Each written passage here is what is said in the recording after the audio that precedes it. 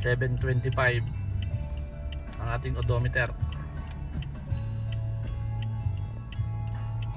Ayan. Hello guys, good morning. So for today's video, mag-long ride tayo ngayon, long drive. So mapakita ko sa inyo ngayon ang ating odometer. Ito ay from February 1 hanggang March 24 ata ngayon. Ito na guys yung ating present, tawag dito. Ito na yung ating odometer ngayon. Bali nag full tank na ako kahapon. Ayan, alis na tayo ng bahay. Time check 3:45. 3:45. Dito tayo. Ayan, papakabit tayo ng RFID. Dito tayo sa Star Tollway, Batangas City, dito sa may Balagtas. Papakabit tayo ng RFID. Time check 4:30.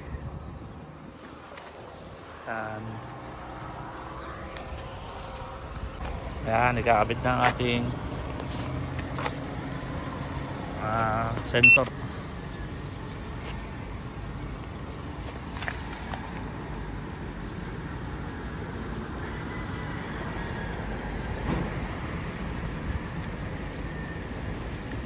RFID sensor. Okay na sir? Okay na sir. Salamat sir. Okay, thank you sir. Okay na, meron tayong RFID.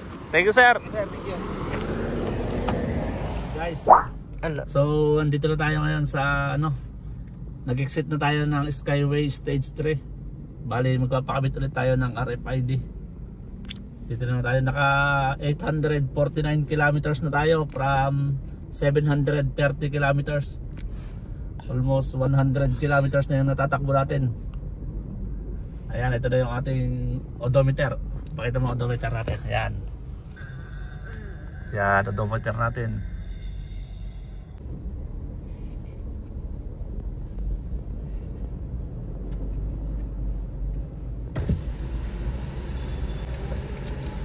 Sir, nagkakabit niyo po kayo ng RFID?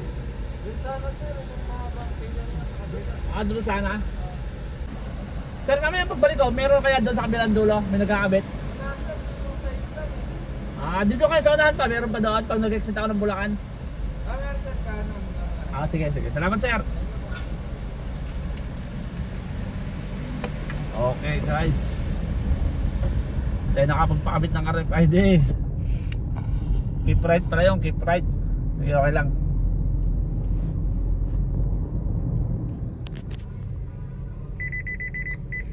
Yan. Sobrang traffic dito sa may Marilao, Bulacan. Mag-isang oras tayo dito sa ating tinakbo. Alas 7 na tayo pumasok dito sa Marilao, Bulacan. Ayan na oh. Tingnan natin ang ating odometer. Okay. Ayan, nag 9.1 kilometer per liter tayo kanina. Yan, ito yung average natin, 13 kilometer. Ano ga ibig sabihin nito? Per hour ga ito. Ano, naka per hour.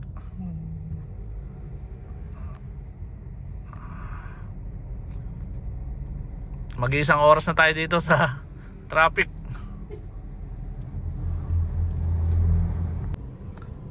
Ito guys, anong oras na?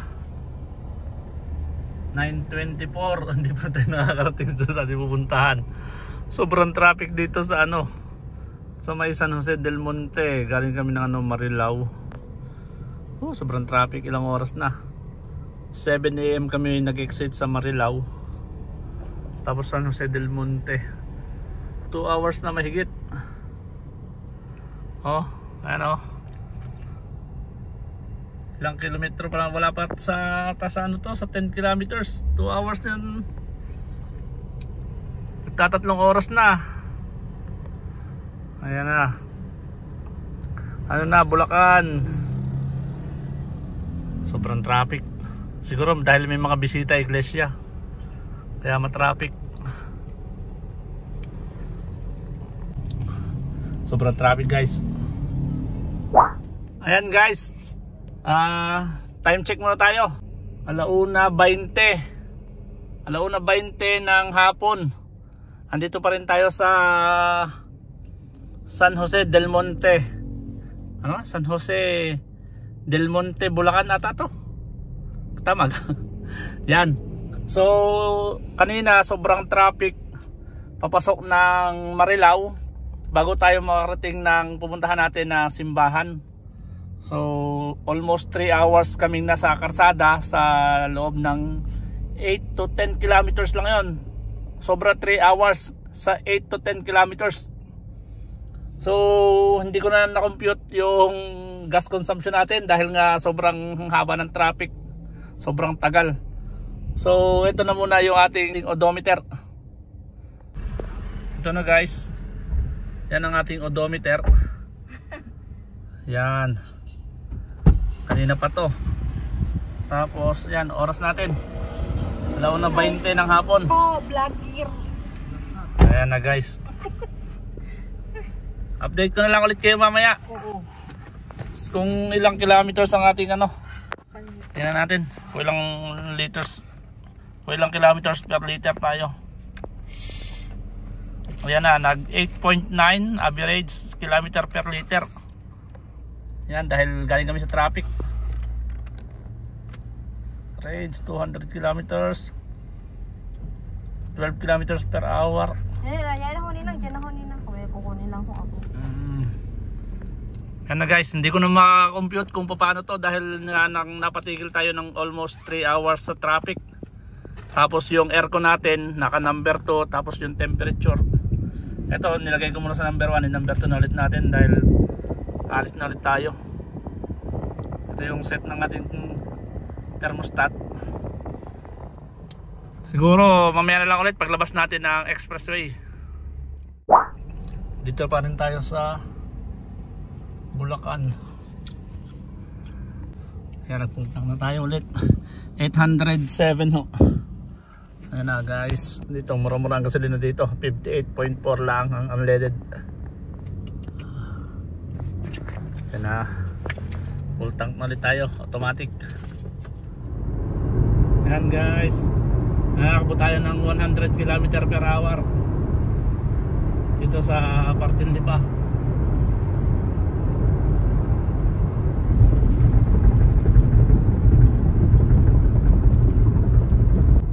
Yan guys, so malapit na tayo mag-exit dito sa Balagtas, sa Batangas. Bali yung odometer natin from ano nga yung pinuntahan natin? Bulacan sa may Marilao hanggang dito sa Batangas exit, Balagtas, Batangas yan, oh. Okay. Negative tayo. Yan. Wala, ayun na yun. Nasa almost 130 kilometers. So ito pa yung gasolina natin. Nag full tank ako sa may Marilao, doon sa may Petron, Marilao, Bulacan. Nung umalis ako sa Marilao is 888 ang odometer. 888. So nag-exit ako ng Batangas, Balagtas, diyan sa Star Tollway, around 1,015 kilometers. Ito paka-focus nito, focus mo, iso mo, pasom niyan, iwan mo, 1. Yan, bali nag-exit na ako ngayon lang. So ang computation ko nasa kulang-kulang 130 kilometers sa full tank natin from Marilao, Bulacan to Batangas exit. Ayan, Batangas City. Yan na guys, dito tayo Balagtas. So kanina pagpunta natin ng from Batangas naman to Marilao, meron naman tayong record. Tapos pagdating natin ng Marilao, sobrang traffic, 3 oras tayo sa traffic. Tapos nag-refill na ulit ako ng gasolina. Hindi ko na masyadong na-record dahil nga sa sobrang traffic nawala na ako sa focus. So ito na lang yung ulitin ko, from Marilao, Bulacan to Batangas exit, Batangas City, around 130 kilometers ang ating naka-consume, ang ating natakbo. Tapos ang ating gasolina from full tank, automatic full tank, yan, ito na lang. Yan, automatic full tank yan kanina. Tapos yan na lang yung natira. Yan guys, from automatic full tank, naka 127 kilometers tayo, tollgate to tollgate. Dito sa part na to, nagpagasolina ako sa octane bago tayo mag long drive. Kung makikita nyo sa ating odometer, which is 725 kilometers. Ayan, nagpa full tank na ako bago tayo magpunta ng Bulacan. So nag-start tayo sa counting na 725 ang ating odometer hanggang sa 888 kilometers ang ating natakbo.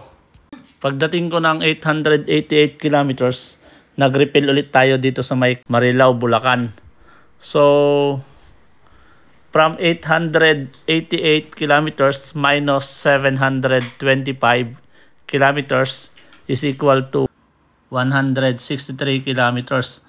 Yung 163 kilometers naman ay i-divide natin sa ilang litro tayo nagpagasolina sa Petron. So 163 divided by 13.83 liters is equal to 11.82. So yun ang ating average na kilometer per liter. Nagre-range tayo ng 11.82 kilometers per liter. Kasama na doon ang 3 hours na traffic from Batangas to Marilao, Bulacan, hanggang sa magpa-refill tayo sa Petron gasoline station sa Marilao din bago tayo mag-exit ulit at lumabas ng expressway. Ayun guys, hanggang dito na lamang at sana may bago kayong nakuhang mga tip ulit sa ating about BIOS. Thank you very much po. So hanggang dito na lamang po ang ating video. Thank you very much.